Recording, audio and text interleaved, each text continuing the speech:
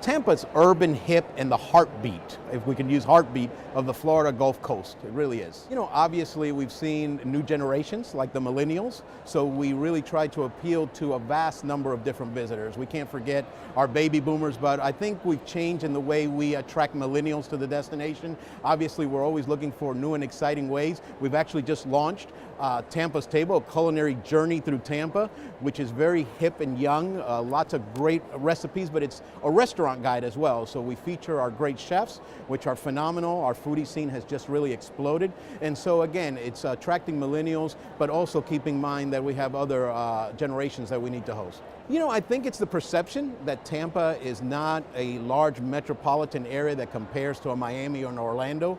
And we really are. We have all the assets of a big city, but we really have a small town flavor to us as well. So I think you can find just about anything appealing in our destination, but we are a large metropolitan city that feels like a small town. The biggest misconception is that the brand isn't as large as maybe a New York City or a Las Vegas or a Chicago, but we have all of the things that a major metropolitan area has.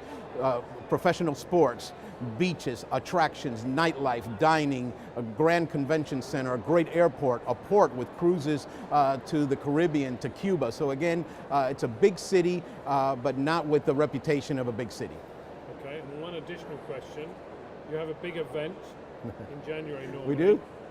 Tell me a little bit about that. Well, it's our Gasparilla season. It's the Gasparilla Pirate Invasion. It's the third largest parade in the nation, the entire United States of America, and it's now become a season. So we have a children's parade, a day parade, a night parade, a run, a music festival, a film festival. So Gasparilla really encompasses several months now with that big invasion happening and being the third largest parade in January.